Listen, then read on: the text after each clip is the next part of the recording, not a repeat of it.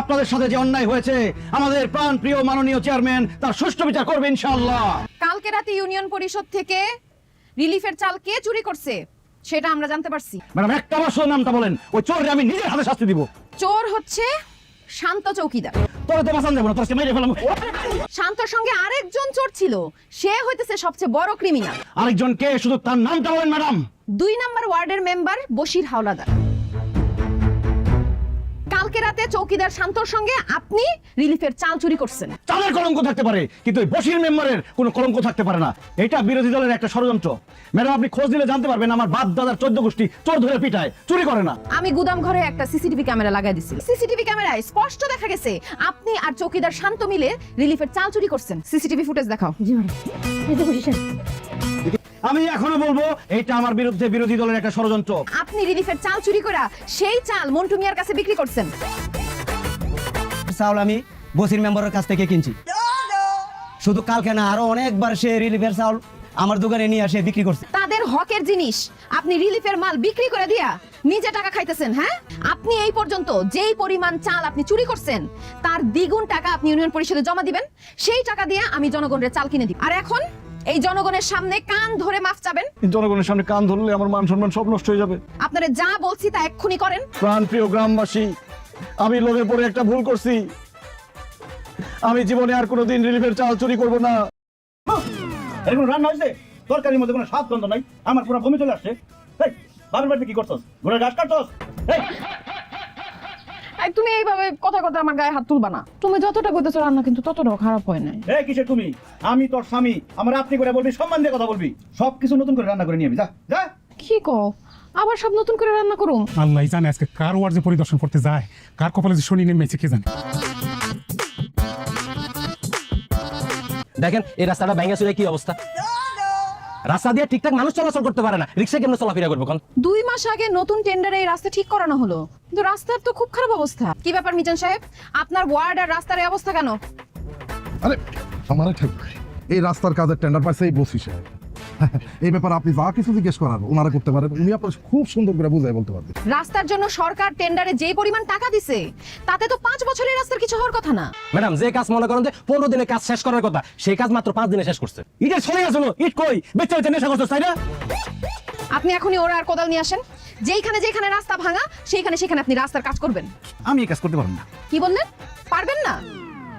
আচ্ছা ঠিক আছে, আমি এখনই ওসি সাহেবকে কল দিয়ে দিচ্ছি। শাস্তি সবার পাইতে হইব, কারণ আমার টাকার কমিশন এরা সবাই খাইছে। আমি এই কমিশনের কিছুই জানি না, কারণ প্ল্যান করে আমার বাড়িতে যে আমার বউ রাস্তায় টাকাটা দিয়ে আসছে।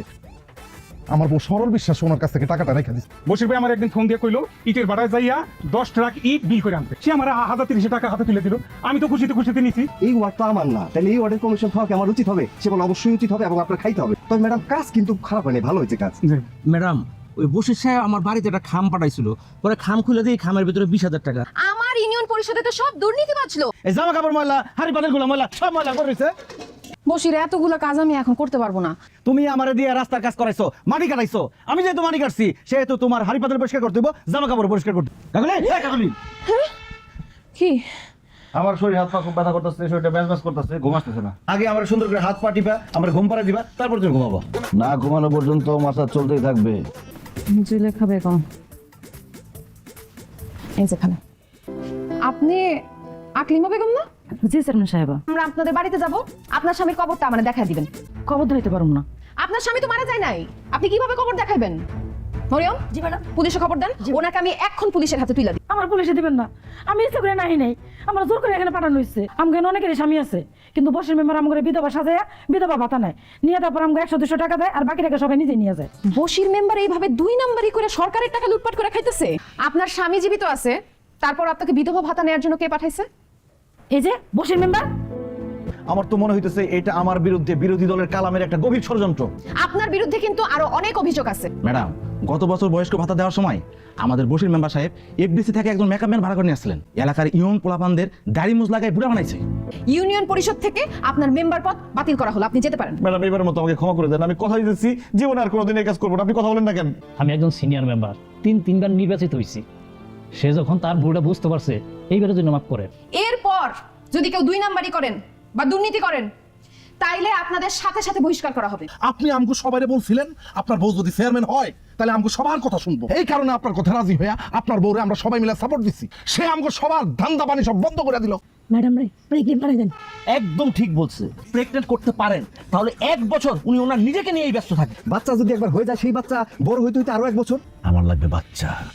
আজকে আমারে দিয়ে আর কোনো কাজ করাতে পারবো না, কারণ বাড়ির সব কাজ আমি করে ফেলাইছি। তোমার তো আজকে খুব সুন্দর লাগতেছে, ইচ্ছা করতেছে তোমার সাথে প্রেম করি, তোমার ভালোবাসি। আজকে রাস্তা দিয়ে আসতেছিলাম, হঠাৎ দেখলাম আমার বন্ধুর ছেলে আমার বন্ধুরে আব্বা বলে ডাক দিল। আমাদের সব আছে কিন্তু আমাদের সন্তান নাই। আমার ইউনিয়নের সব জনগণই তো আমার সন্তান। আরে দোষ, ওই জনগণের কথা বলতেছি না। তুমি যেহেতু বলতেছো আমি কি না করতে পারি? যাও দরজার আটকে আসো। ও কাকলি, আই লাভ ইউ। এই তুমি যদি এই ঘরে থাকো তাহলে একটা সমস্যা হয়ে যাবো। তুমি আজকে থেকে অন্য ঘরে ঘুমাইবা, আমি এই ঘরে ঘুমাবো। কাকলি, দরজাটা খোলো। ঘুমায় যাও। আসসালামু আলাইকুম চাচি, শরীরটা ভালো? ওয়ালাইকুম আসসালাম। আছি কোন রকম। আমার একটু কথা আছে, কথা সেটা তারপরে আসতেছি, যাও। আমার একটা মৃত্যু সনদ লাগবে। ম্যাডাম, ওই সিরাজের একটা মৃত্যু সনদ দরকার ছিল।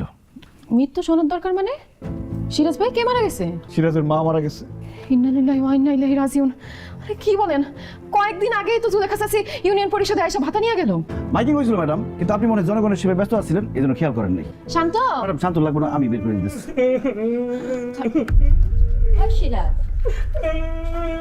তোরে কখন পাঠাইলাম হে পানান্তে, তুই এখানে খারাপ কান্তাছিস কে? কি করছিস তুই? আমার পোলা এখানে খারাপ কান্তাছে কে?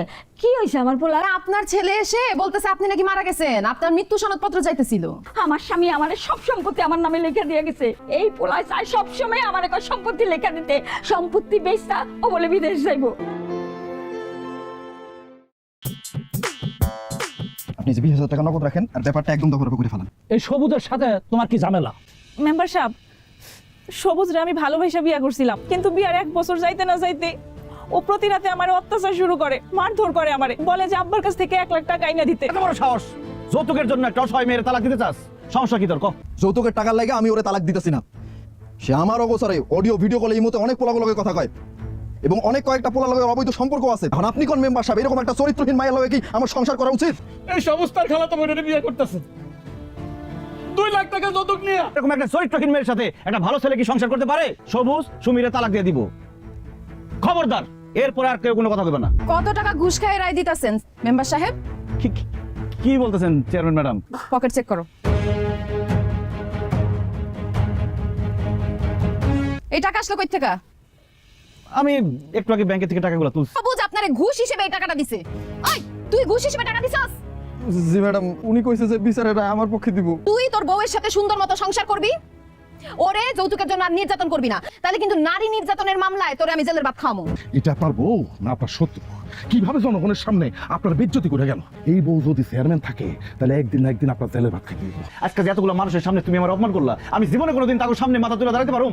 মেম্বারের কাজ হইতেছে মানুষের সেবা করা, আর তুমি যেইভাবে করে মেম্বারি করতেছো মনে হইতেছে তুমি এখানে একটা ব্যবসা খুইলা লইছো। কালকের মধ্যে যদি তুই পদত্যাগ না করস, তোর সাথে আমি সংসার করব না, আমি তোর ডিভোর্স দিব। কি? আজকে আমি আমার চেয়ারম্যান পদ থেকে পদত্যাগ করতেছি। আপনারা আমারে মাফ করে দিন। মাগো তুমি পদত্যাগ করো না মা। আপনার জন্য আমি আমার স্বামী, সংসার সবকিছু ফেরত পাইছি আপা। আপনি পদত্যাগ করেন না ম্যাডাম, আপনি আমার আলাদা জায়গা বুঝাইছেন। মা যে কত বড় অমূল্য সম্পদ, আমি আমার বাপের সম্পত্তি বিক্রি করে আর বিদেশ যাই নাই। আমি আর খারাপ কাজ করব না ম্যাডাম। আমি একজন নারী, আমার কাছে আমার স্বামীর কথার মূল্য সবচেয়ে বেশি। তোমার স্বামী হিসেবে এর চাইতে বড় পাওয়া আমার আর কিছুই হতে পারে না। আমার ভালোবাসার জন্য, এই জনগণের ভালোবাসার জন্য তুমি চেয়ারম্যান পদে থেকে যাও।